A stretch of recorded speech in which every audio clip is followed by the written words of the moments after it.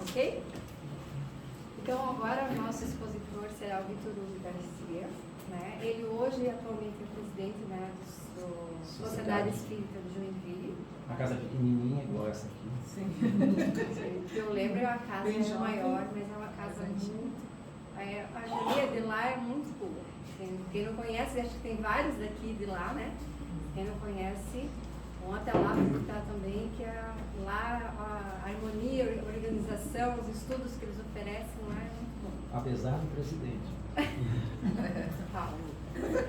A exposição do Vitor será a evolução do instinto sexual. Aguardamos a sua palavra, Vitor. Acho que aqui é o melhor lugar para ficar. Então, cumprimento a todos. Para mim é um grande prazer estar aqui, a convite do nosso amigo Paulo, corações amigos aqui dessa casa que eu conheci ainda lá no outro local, antes desse, né? Aqui nesse, a primeira vez que eu estou vendo. E esse tema da sexualidade, é um tema que nos diz respeito, né? Nós que vivemos aqui no mundo da matéria e que procuramos estudar o Espiritismo, uma doutrina que nos revela que, na verdade, nós não somos isso que estamos vendo, mas que nós somos uma entidade espiritual que está numa experiência temporária aqui na matéria. Mas a sexualidade faz parte desse corpo aqui que nós vivemos. Então, eu perguntei para o meu anjo de guarda quanto tempo que a gente ainda ia ter que se preocupar com esse assunto, com a humanidade. Ele disse que logo, logo esse assunto vai ficar para trás. Coisa aí de uns 5 séculos, mais ou menos, a gente não vai mais estar preocupado.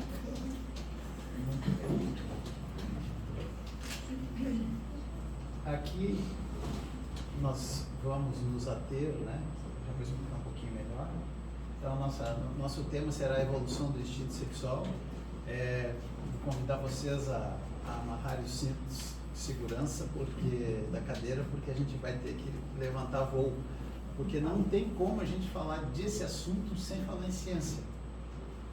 Então, algumas pitadinhas de ciência a gente vai ter que fazer uma concessão.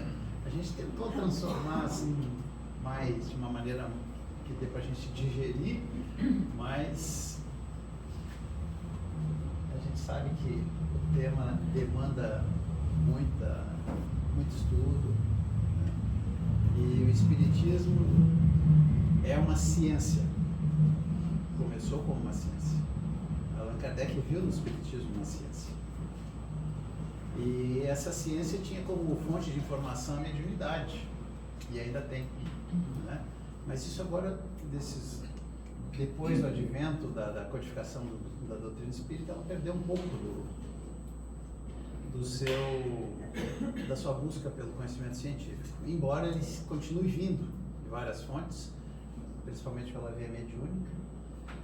E então, já nas primeiras reuniões, já nos primeiros estudos, nas primeiras perguntas que Kardec fez aos espíritos, ficou evidente, né, que o conhecimento do perispírito contém a chave da solução de inúmeros problemas que até então não se entendiam. Era tudo sobrenatural, era tudo bruxaria, feitiçaria e outras palavras usadas naquela época. Né? As pessoas eram queimadas porque faziam previsões e outras coisas semelhantes. Tinham fenômenos de observação à distância, enfim, todos aqueles fenômenos que estão lá descritos nos médiuns, no livro dos Espíritos também. Então Kardec cunhou essa frase lá no livro dos médiuns, né, quando ele fala da ação dos espíritos sobre a matéria, que tudo basicamente se explica pelo perispírito. Já adianto que esse negócio de perispírito ninguém entende direito, tá? A gente tem uma pálida ideia, a gente tenta fazer um esforço para entender, mas o perispírito está para nós espíritas, assim como o inconsciente está para os parapsicólogos, que tudo para eles está lá no inconsciente, né? Tudo que eles não sabem explicar, não, está lá no inconsciente, está lá no subconsciente, vão enterrando lá, não tem uma explicação. Então não tem como a gente não começar revisando alguns conceitos, né, assim como a Roberta fez na nossa primeira sessão, falando do espírito. Segundo o livro dos espíritos, o espírito seria uma centelha, um foco, uma estrelinha, uma luzinha. Não tem como definir o espírito, mas ele tem uma luz própria e ele é um elemento de alto poder. Mal comparando, o espírito seria como uma semente que tem o potencial de se transformar, por exemplo, num carvalho, produzir uma floresta de carvalhos. Uma semente sozinha pode fazer isso, né? Então o espírito, ele é um ente completamente difícil de nós entendermos, embora nós sejamos um. E ele não é propriamente, a gente chama de espírito, mas quando a gente chama de espírito, a gente está chamando de espírito mais o perispírito. Porque não tem como o espírito, que é totalmente imaterial, existir sem o perispírito, que é a interação dele com o mundo material, que é o fluido cósmico universal, né? Depois eu vou explicar um pouquinho melhor mais adiante. Então, o espírito tem em torno de si esse perispírito, que é um elemento semimaterial, invisível para nós encarnados, né? Que engendra o corpo. Esse corpo físico que nós temos, ele é uma cópia fiel do perispírito, célula a célula. E aí, mais ainda, o fluido vital, que é o elemento, uma espécie de combustível que dá vida para todos os seres orgânicos. Sem fluido vital, a gente está morto, né? Ou seja, os seres vivos não existem. Eles precisam desse fluido vital. Mas o que nos interessa mesmo é aqui. Tem a computadora? Tem, embaixo do botãozinho de baixo. Aqui. Aí. O que nos interessa mesmo é o espírito. Tá? Esse aqui. E a sua interação com o perispírito. Eu trouxe aqui um filminho para a gente ter por analogia. Estou lendo um livrinho de entrevistas da Ivone Pereira, Pelos Caminhos da Mediunidade Serena, em que ela comenta ali, muito interessante, que os espíritos falam muitas coisas para nós por analogia, por falta de palavras, que eles não têm palavras para descrever as coisas do lado de lá para que a gente entenda. Então eles fazem uma analogia, né? Então quando eles falam de magnetismo, é por analogia, é o que eu vou mostrar aqui. Deixa eu ver se eu consigo mostrar aqui com sucesso.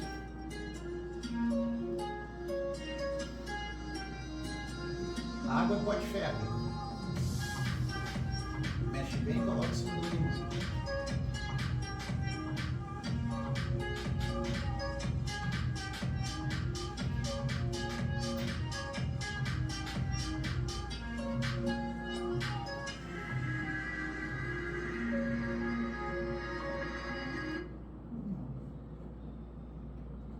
Aqui vocês observam, né, que aquela água ali tem pó de ferro misturado. E aquele pó de ferro fica ali na água, se ninguém mexer com ele. Mas aí coloca um ímã por perto e o que acontece? O ímã atrai todo o pó de ferro, né? Então vocês vão vendo essas imagens aqui, né? Essas figuras que vão sendo formadas.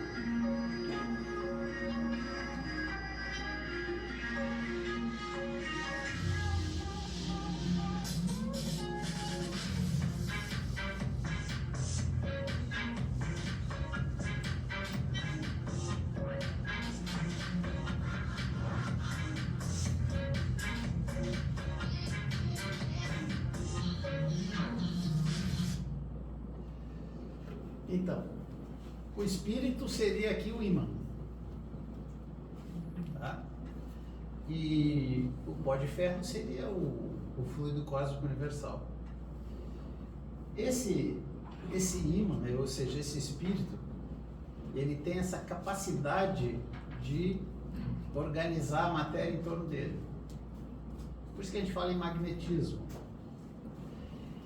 E ele faz essa movimentação com a matéria usando o pensamento. Porque o espírito não tem mãos, né?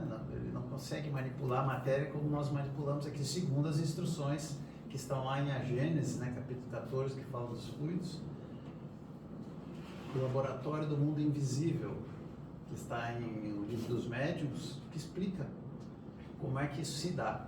O espírito pensa como o ímã.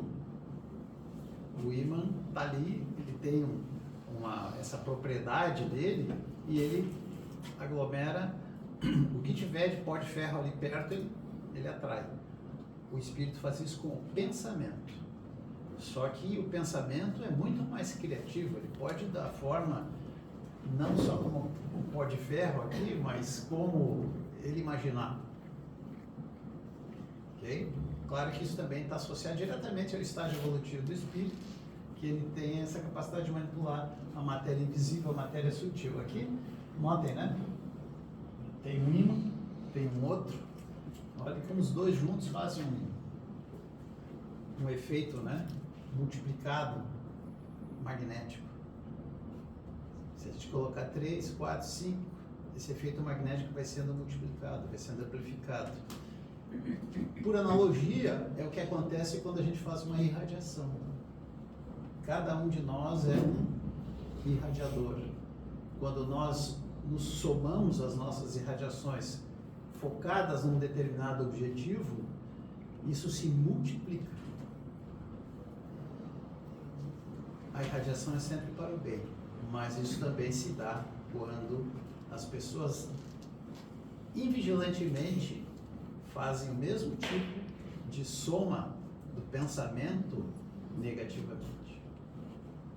Então, quando nós coletivamente assistimos uma notícia de TV e lá alguém está sendo preso ou condenado por um crime cometido, então muitas pessoas olham aquilo na TV e já dizem: ah, tá certo, tem que ir preso, tem que sofrer, tem que pagar. Imagine a carga de radiação destrutiva que está sendo encaminhada para aquele ser que está. Então, por isso, a vigilância do pensamento é muito importante. Então, isso aqui é só para dar uma pálida ideia de como é que o espírito atua sobre a matéria. Como é que, por exemplo, aqui nesse ambiente aqui, tem nada aqui, né? Nada. Mas se eu botar uma bússola, por exemplo, aqui, o que vai acontecer com a bússola? Ela tem um ponteiro, né? O ponteiro vai girar e vai apontar o norte magnético da Terra. Não é isso?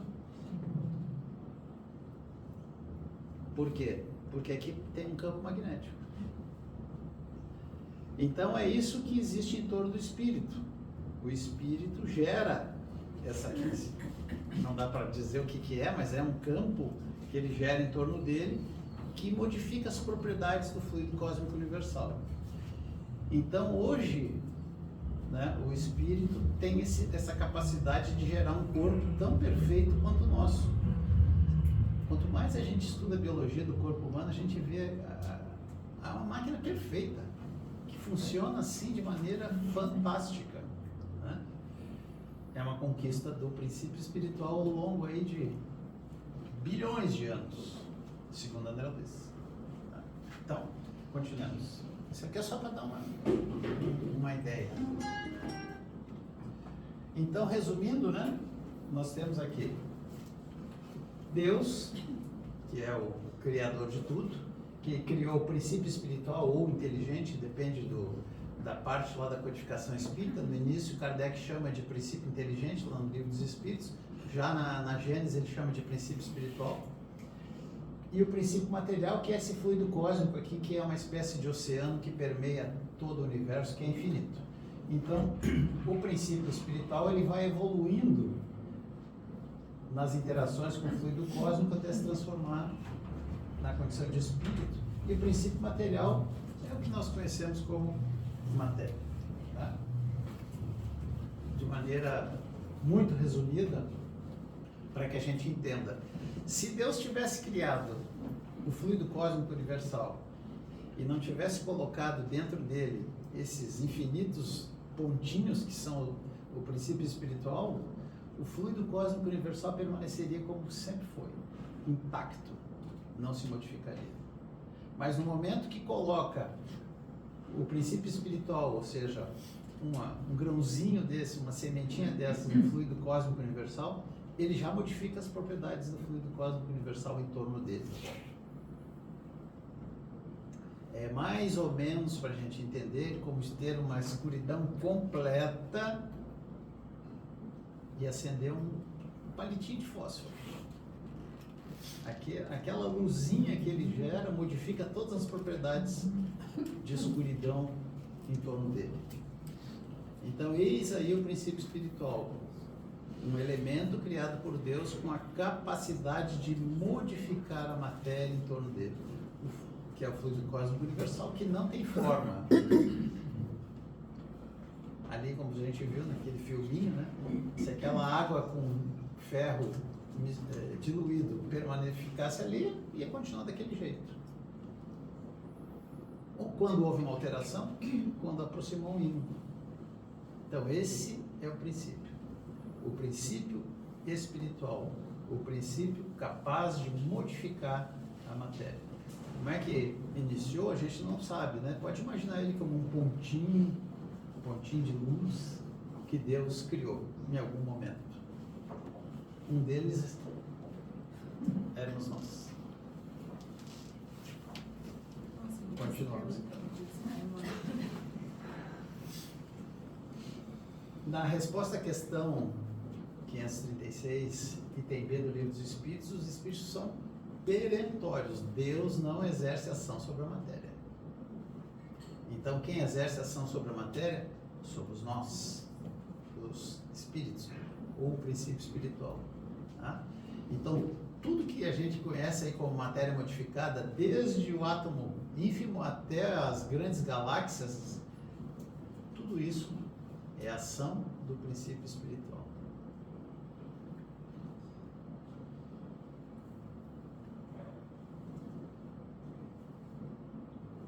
Então, ainda nessa linha da evolução do princípio espiritual ou princípio inteligente, como nos dizem os espíritos lá na questão 540, né?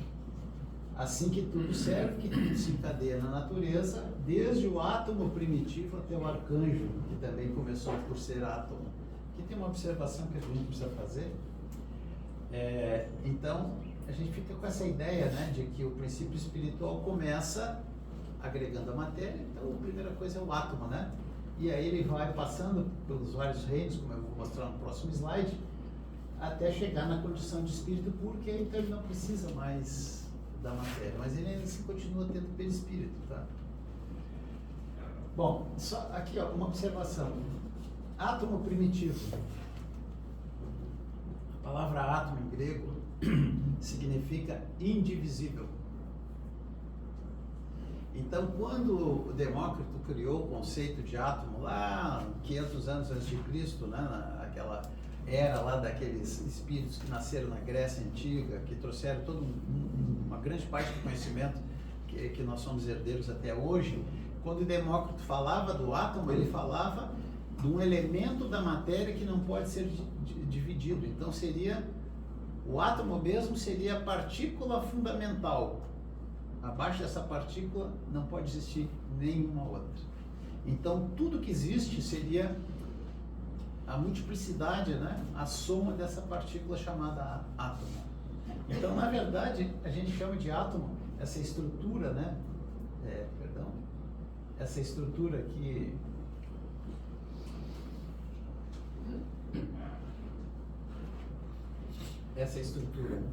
né, que é formada aí de um núcleo, elétrons, prótons, nêutrons, etc. A própria ciência já dividiu esse negócio aqui em não sei quantos fragmentos, tá?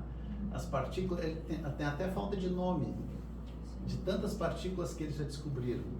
Então, a ciência acredita que essa partícula elementar, que seria o átomo primitivo, que eles chamam, que seria o elemento que não pode ser subdividido seria o tal do bóson de Higgs. Né? Já ouviram falar do bóson de Higgs?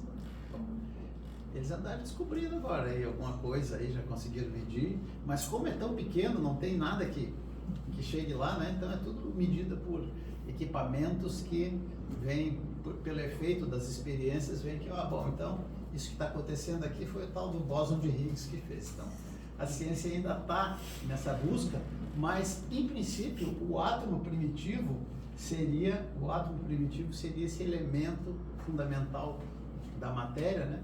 Digamos assim, que se o fluido cósmico universal fosse constituído de pequenas partículas, seriam elas.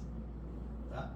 E aí o espírito então vai aglomerando em torno de si, modificando essas partículas, dando as propriedades de acordo com a sua vontade, né? Com o seu pensamento também. Bom, continuando. Então vamos resumidamente. A primeira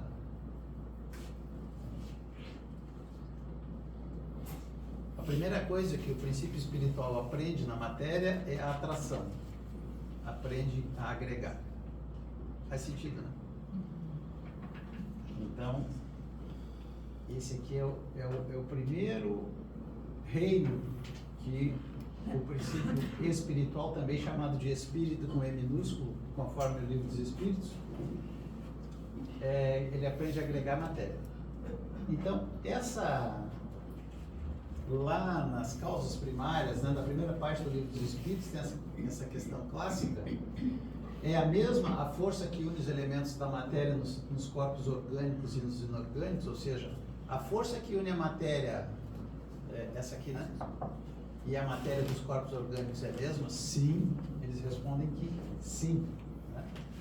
A lei de atração é a mesma para todos. O que isso tem a ver com sexualidade? Tudo.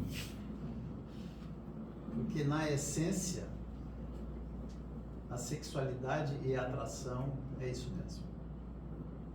Para a formação dos corpos, como a gente vai ver na sequência. Então, vai acontecendo essa evolução, passa pelo reino mineral, não vamos nos deter aqui, né? Vai desenvolvendo várias características no reino vegetal, no reino animal, aqui tem o instinto, aí depois de um certo estágio aqui, o princípio espiritual entra no reino hominal e aí ele passa a ser chamado de espírito com E. Lá no livro dos Espíritos, Kardec fez essa distinção. Né? Aí então aqui ele tem inteligência, livre-arbítrio, consciência do futuro, essas coisas todas aí que caracterizam o princípio espiritual no reino hominal. Inclusive ele tem percepção da existência de Deus. Até o reino animal aqui ele ainda não tem essa clareza. Muito bem. Então, eis aí, resumidamente, né, a evolução do princípio espiritual ou princípio inteligente. Esse processo se dá aí em bilhões de anos, mais ou menos, segundo André Luiz e outros autores espíritas, né?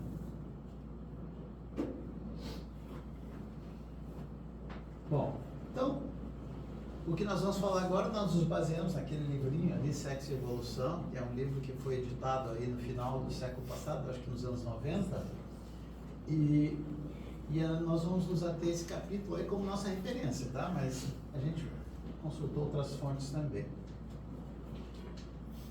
Então, o capítulo 22, que fala da evolução do instinto sexual. Tem muitas palavras aí dessa área que a gente vai tentar evitar, porque cada área tem um conjunto de palavras muito específicas e muito complexas, muito difíceis.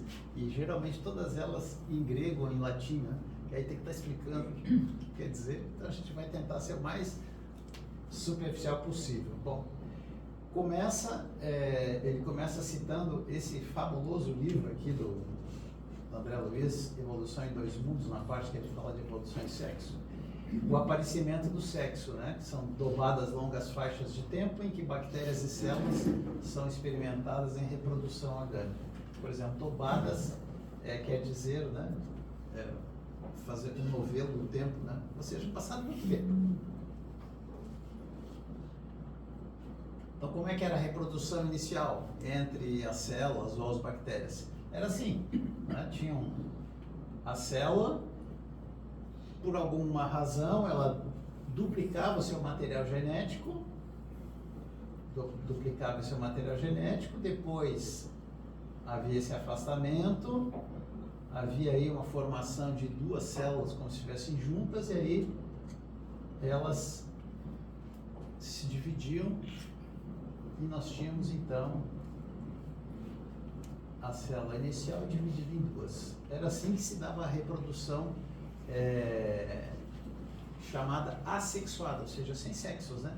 A reprodução natural das células e das bactérias. Esse mecanismo existe até hoje em determinados organismos, tá? Bom, aí ele vai dizer que eis que determinado grupo apresenta no íntimo da própria constituição qualidades magnéticas positivas e negativas que lhes são desfechadas pelos orientadores espirituais encarregados do progresso devido ao planeta. Então, lá no começo aqui da Terra, quando ainda, depois daquele processo da formação dos primeiros aminoácidos, né, aqueles primeiros organismos na água morna, que depois começaram a se organizar, enfim, aquela parte toda da biologia que a maioria de nós viu lá no ensino médio, e começaram a se agregar em corpos pequenos, né, as bactérias, que são os organismos fundamentais do reino vegetal, se modificando o perispírito do princípio espiritual. O princípio espiritual já havia aprendido a fazer esse processo de divisão das células. Aí, em determinado momento, os engenheiros siderais, responsáveis pela Terra, foram lá modificar o perispírito desse princípio espiritual para que ele começasse um novo sistema de divisão de células. Seguinte maneira. Então, era assim, né? A mitose era assim. Então, aqui está representado só para a gente fazer uma ideia, como se essa aqui fosse a carga genética feminina e aqui a carga genética masculina que estivesse na célula. Então, antigamente, lá nos primeiros processos, simplesmente duplicava as duas, tinha duas células, e aí se multiplicava, se dividia, né, com a mesma carga genética na célula inicial. Isso aí se chama de clone. Então, se fosse assim até hoje, seria todo mundo igual. Né? As mulheres seriam sempre as mulheres e com o mesmo rostinho, né? Mesmo rostinho. Os homens seriam todos sempre com o mesmo rostinho, até um código de barras aqui. Então, significaria que nós teríamos, bom, sei lá, o pessoal que nasce lá no Japão seria tudo daquele jeito, quem nasce na África, tudo igual, entendeu? Com essa modificação que eles colocaram, os engenheiros siderais fizeram, aqui justamente nessa parte do processo em que o material genético se duplica dentro da célula, ele se dividiu não mais em duas, mas em 4. E aí então, cada célula com um conjunto de material genético aqui masculino, duas com material masculino e duas com material feminino, de maneira que para formar uma célula com os dois materiais, teriam que se juntar. Né? Então isso aqui começa a dar oportunidade para que haja a mistura, né, que são chamadas células sexuais reprodutivas, para que haja a mistura, e hoje em dia a gente tem essa variedade de tipos de pessoas por causa da reprodução sexuada. Porque aqui não tinha sexo, né? Não tinha distinção. E aqui tem. Aqui nós temos 2. Eu imagino em outros planetas aí como seria, né? Se tivesse 3 ou 4 diferentes, né? A propósito, Camille Flammarion, no livro Narrações do Infinito, ele descreve um planeta em que os seres têm o material genético exclusivo, ou seja, não tem, eles podem gerar o próprio descendente sem a necessidade de um contato sexual. sem a troca dos gametas, né? Que é o que acontecia lá, segundo a ciência, e ainda acontece em alguns vegetais, que é o hermafroditismo. Então, segundo essa referência que eu encontrei lá na Galileu de 2017, se refere a esse caso, essa flor aqui, ela é uma flor hermafrodita, então ela tem os órgãos masculinos e femininos. Então ela mesma fornece os dois gametas, o feminino e o masculino, para que ela se reproduza. Não precisa de nenhum membro externo, né? Então, isso aqui teria surgido há uns 140 milhões de anos, mais ou menos, aí, segundo a ciência acredita. Então, uma coisa, o princípio espiritual já tem aí uma boa rodada aqui na Terra, né? Então, milênios e milênios, esse princípio inteligente, ou o princípio espiritual, ele animou o hermafroditismo nas plantas. Lembre-se que cada vez que o princípio espiritual vem para a matéria, ele adquire experiência, ele adquire conhecimento. Aquilo é dele. E ele precisa passar por essas experiências repetidamente para aprender. Então, um longo tempo foi gasto nessa evolução sexual, né, do instinto sexual em vários tipos de animais inferiores, alternando-se o elemento espiritual ou o princípio espiritual nos estágios de hermafroditismo, em que o ser tinha os dois órgãos, o feminino e o masculino, então ele mesmo fornecia o gameta masculino e o gameta feminino, ele mesmo tinha o controle da sua reprodução, ou nos de unissexualidade, que são o elemento masculino e o elemento feminino, que precisavam trocar gametas para que houvesse a reprodução, né? Até que isso chegasse aqui na direção dos vertebrados, né, que já foi um estágio evolutivo em que o princípio espiritual já animou já seres mais evoluídos. Então, nesses reinos aí, o princípio espiritual trabalhou o hermafroditismo, que é o reino lá dos camarão, da rã, né, dos anfíbios, e aqui já a unissexualidade lá entre as medusas e os outros seres dessa família. Então aqui o princípio espiritual foi treinando como exercer o seu papel de sexualidade. Então esse instinto sexual aqui, na verdade, ele era meramente mecânico, né? Assim como a gente coloca um ímã do lado do outro, né? O positivo, o polo norte com o polo sul do ímã, ele se atrai, ou o norte com o norte se repele. Basicamente, era mecânica essa reprodução. Bom, quando o princípio espiritual, né, ele conquistou a razão, entrou no reino nominal e acordou na condição de espírito, então ele possuía um manancial enorme de forças sexuais advindas dessas experiências infinitamente recapituladas nos reinos inferiores da natureza. Então, o princípio espiritual passou por todos os reinos, tanto do reino mineral, depois no reino vegetal. O reino vegetal também tem processos reprodutivos, né? Sejam eles hermafroditas, como a gente viu, ou sejam eles também sexuados, né? Depois no reino animal, começando lá pelos peixes e depois subindo na escala até chegar nos mamíferos. Então o princípio espiritual aprendeu a desenvolver o instinto sexual. Quem foi que deu o instinto sexual ao princípio espiritual? Deus. Para que o princípio espiritual fosse crescendo em experiência, porque todos fomos criados simples e ignorantes, como diz lá no Livro dos Espíritos. Então, essas modificações do perispírito eram todas feitas no mundo espiritual. É por isso que a ciência até hoje tem dificuldade de achar o elemento de transição entre uma espécie e outra. Porque, de repente, essa espécie aqui deixou de ser...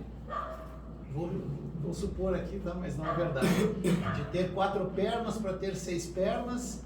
Quando é que isso aconteceu? Aí eles explicam, foi uma mutação genética.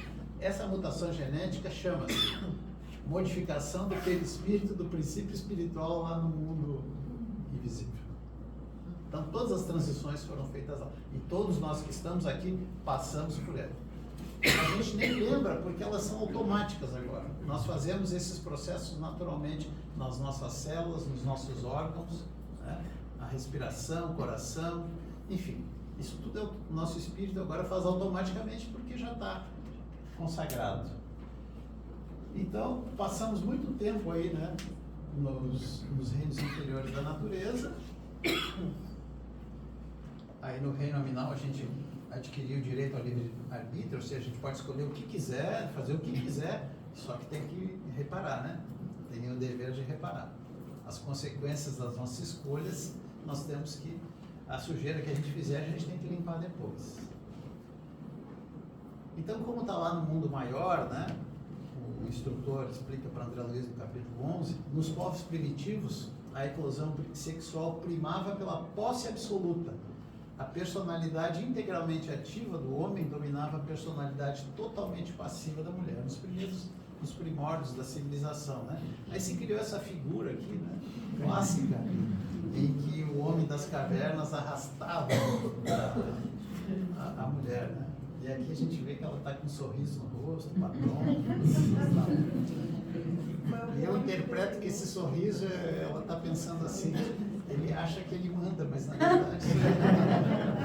Ela está pensando no futuro. Graças a Deus. Coitada, uma coisa mais ou menos assim. Não vai ser sempre. Então a gente tem que lembrar que o princípio espiritual encarnava ora na condição de homem, ora na condição de mulher. Então por isso que precisava dessa atividade ou essa passividade. Tá? Bom, e esse trabalho então foi, ao longo dos milênios, foi transformando as relações. Então a mulher que era mãe e o homem que era pai, a partir dos novos relacionamentos, foram renovando o espírito, né? E a tribo se converteu na família, a taba se transformou em lar, a defesa armada cedeu para o direito, cedeu para a diplomacia, né? Embora ainda resistam alguns teimosos aí que insistem em guerrear. A floresta se transformou em lavoura, a barbaridade, né? Os bárbaros se transformaram em civilização, foram vendo o que era melhor, né?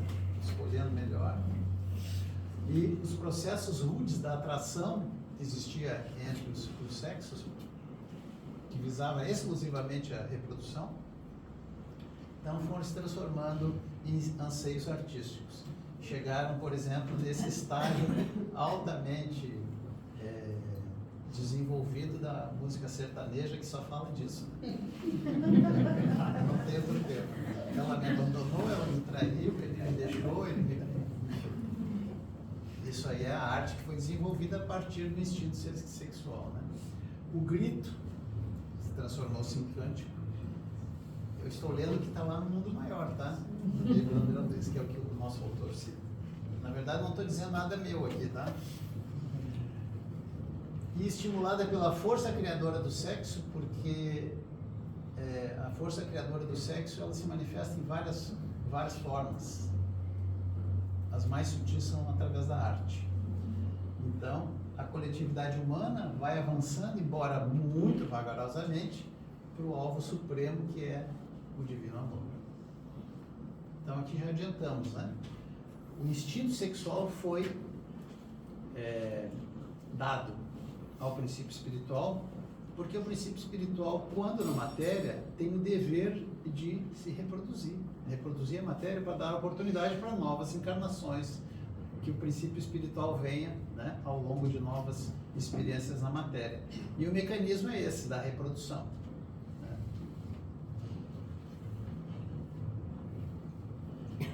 Toda criatura consciente traz consigo, devidamente estratificada, a herança incomensurável das experiências sexuais vividas nos reinos da natureza. Então, isso está lá dentro de cada um de nós encarnados. Na esfera animal, a individualidade, que depois ganhou a razão, né? Ela surpreende em si mesma todo um mundo de impulsos genésicos por educar e ajustar as leis superiores que governam a vida. Então, esse processo educativo, esses impulsos aqui, quando mal conduzidos, são os que geram os distúrbios. Assim como quando a gente coloca água numa represa, a gente pode deixar ela fluir e a gente produzir energia elétrica. Agora, se a gente abre essa represa, ela vem destruindo tudo. Os impulsos genésicos também têm essa característica. É energia, né? E a energia tem que ser bem canalizada. Se não for bem canalizada, ela causa danos. Então, em princípio, as aventuras poligâmicas, ou seja, porque no início o homem só tinha um instinto sexual e a questão era meramente reprodutiva. Então não havia por que manter um relacionamento exclusivo. É como o reino animal, né? Que no galinheiro, por exemplo, temos um galo e várias galinhas. E a função do galo é fecundar todas aquelas galinhas. Isso acontecia com o homem no começo. Mas a razão foi mostrando que aquilo ali tinha sua função, mas não fazia bem ao homem que já tinha razão. Ele já começava a se questionar se aquilo era o ideal, né? Então, depois o homem acabou se instalando na monogamia. Ele reconheceu a necessidade de segurança, de equilíbrio, e, inclusive de amor, né? E só que também, ao longo desse processo, ele teve que carregar esse, que ele chama aqui de fardo dos estímulos sexuais, muitas vezes destrambelhados. Vamos lá, uma pausa. O princípio espiritual, ele está em toda a matéria, em todos os átomos, em todas as células. Então, nós somos constituídos de quê? De células e de átomos. Então, em nós temos o princípio espiritual em várias partes do nosso corpo, em milhões, ok? Cada um fazendo o seu papel. É por isso que o assunto é sério. Nos órgãos sexuais, aquelas células, elas têm uma função de reprodução. Então, o princípio espiritual que está trabalhando ali, ele está trabalhando para isso. E é esse trabalho de impulso sexual que se manifesta no homem encarnado e na mulher encarnada, evidentemente, como um impulso para a reprodução. Então, o impulso sexual é muito forte nos seres humanos, porque o princípio espiritual manifestado ali move o ser humano para isso. Daí, qual é a diferença entre nós e os animais? A gente sabe pensar. Eis a grande diferença. Né? Como a Roberta explicou na primeira parte, a gente já sabe como trabalhar com situações, modificando o pensamento, modificando o sentimento, né? E é isso que nós temos que trabalhar. Então, a área da sexualidade é uma área altamente desafiadora para a evolução do princípio espiritual. Então, como diz Emmanuel lá em Vida e Sexo, toda criatura na Terra transporta em si mesma determinada taxa de carga erótica que vai se libertar à custa de muito trabalho e da experiência, de vez que os instintos e as paixões são energias e estados inerentes à alma de cada um, no rumo da perfeição. Então, todos nós nascemos com essas paixões, esses estímulos da sexualidade, principalmente nas primeiras idades, né? A partir da adolescência, da puberdade, daí para frente. Isso é inerente à existência na matéria. Mas, de novo, isso precisa ser bem canalizado, porque quando mal usado, traz sofrimento, traz inclusive consequências aí para muitas encarnações futuras, né? Como a gente assiste lá na reunião mediúnica, aqueles processos obsessivos de longo período por causa disso. Inclusive, a quantidade de suicídios por causa dessa questão é ainda, segundo me consta, ainda é maior do que suicídios por outras causas. Ainda essa frustração do amor não correspondido é uma questão muito forte entre o nosso estágio evolutivo. Eu não gosto dessa expressão amor não correspondido, é atração não correspondida, né? Porque o amor é um sentimento tão bonito. Né?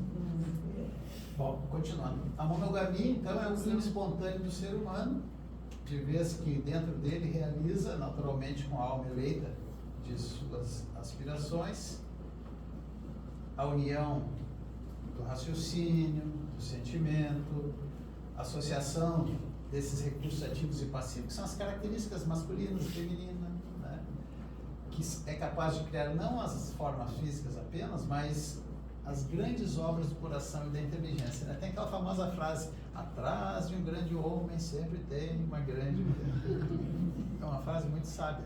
E vice-versa, tá? Na verdade, quando há uma relação monogâmica produtiva, é o que acontece. Infelizmente, ainda a maioria na Terra que é expiatória, né? Mas quando é... Permita aqui uma correção. A Joana de Ângeles já fez a correção dessa frase para o Divaldo, tá? O Divaldo bem feliz falando essa frase, achando que estava agradando as mulheres. E ele conta que a Joana pareceu séria, olhando para ele e exigiu que ele corrigisse. E aí ele fez a correção. Ao lado de um grande homem existe sempre uma grande mulher. Bem observado. Bem observado. É exatamente isso. É ao lado. Aliás, não sei se vocês perceberam, a referência trocou aqui, né? Agora nós estamos falando aqui ainda não chegamos lá. Acho que é o próximo que a Joana vai falar. Bom, continuando. Não sei como é que está meu tempo aí. Na verdade, agora chegamos no tempo, mas vamos... É? Mais uns... Eu vou passar uns slides aqui, então. Bom,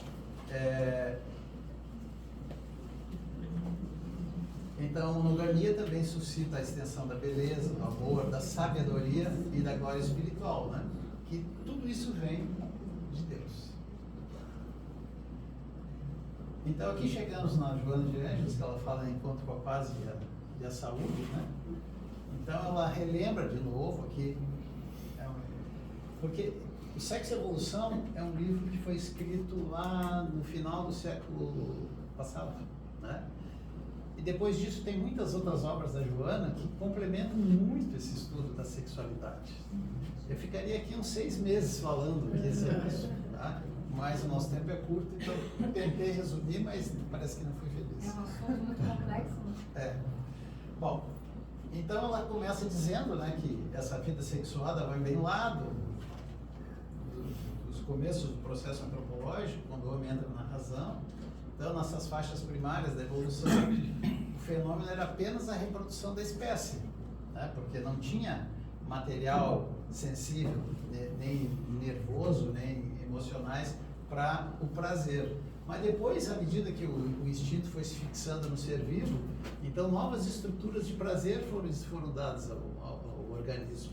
Por exemplo, o advento dos hormônios, né? Os hormônios são portadores de prazer, de dor, preparação para a guerra, enfim, para a luta.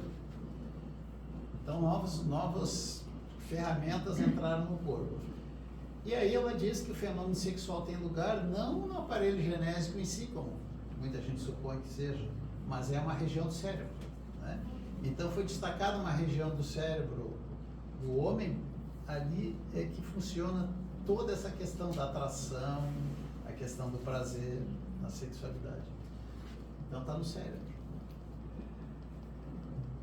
Isso significa que a divindade, né, estabeleceu uma área específica no cérebro para que a reprodução pudesse acontecer através de automatismo, ainda é automatismo, mas tá, com a participação de um sentimento. Então já foi a evolução do instinto sexual, já veio acompanhado de um sentimento. E, de novo, né, a utilização saudável da função sexual constitui expressiva conquista moral do espírito, que lentamente se liberta das paixões mais grosseiras para alcançar os patamares da afetividade sem angústia. Eu vou acelerar um pouquinho. Então, aqui ele vai falar dos estágios, né, da evolução do instinto sexual. E de novo, né? Aumentando um pouquinho mais o nosso conhecimento, e no mundo maior, o instrutor Calderaro nos diz que a sede do sexo não se acha no corpo, né? A Joana nos diz que está no cérebro, mas na alma, em sua sublime organização. Então, a expressão marcadamente masculina ou marcadamente feminina de alguém está na alma, está no espírito, não está no corpo físico. Daí então, né, como eu acho que é o que nós vamos ver na sequência aqui do estudo, por que há pessoas que têm um corpo masculino e uma mente feminina e vice-versa, ou uma mistura das duas, porque realmente a sexualidade está definida no espírito. Bom, aqui nós falaremos das várias fases, né, do desejo, da posse, da simpatia, o carinho. Bom, o carinho a gente tem que fazer um comentário, né? O carinho é a vontade a serviço de cuidar do outro. Até os animais têm isso entre eles. Eles têm carinho entre eles, né? Então, quando num relacionamento há carinho, isso já é uma grande coisa, hein? Isso já é um bom sinal. E aí depois vem aqueles outros estágios da evolução do instinto sexual, que é o devotamento, que é a renúncia, que é outro nome para abnegação. Se a gente for ler a questão 902, Kardec pergunta aos espíritos: qual o meio mais eficiente de se combater a influência da matéria? Os espíritos respondem: praticando a abnegação. Então, a abnegação é a receita dos espíritos para que nós sejamos menos influenciáveis ou influenciados pela matéria. E por fim, então, vai falar aqui do sacrifício, né, que o maior que foi feito até hoje aqui no planeta Terra foi por Jesus. Por fim, a união conjugal é a oportunidade bendita a todas as criaturas humanas no processo contínuo das reencarnações redentoras, desenvolver, aperfeiçoar, purificar e sublimar as energias criadoras do sexo, tendo por base a força motriz do coração renovado no amor de Jesus Cristo e por meta o amor universal. Aprendamos a olhar para dentro de nós mesmos, descobrindo nossa condição de doentes, necessitados, ignorantes ou deuses. Jesus disse: vós sois deuses. Não esqueçamos. Aquela escala que a Roberta mostrou, nós temos condições de subir nela tranquilamente. Com letra minúscula. Deuses com letra minúscula. Para isso precisa o quê? Vontade. Está difícil. Conduzir a própria vontade. Então, eis o divino programa de evolução do instinto sexual rumo ao amor pleno.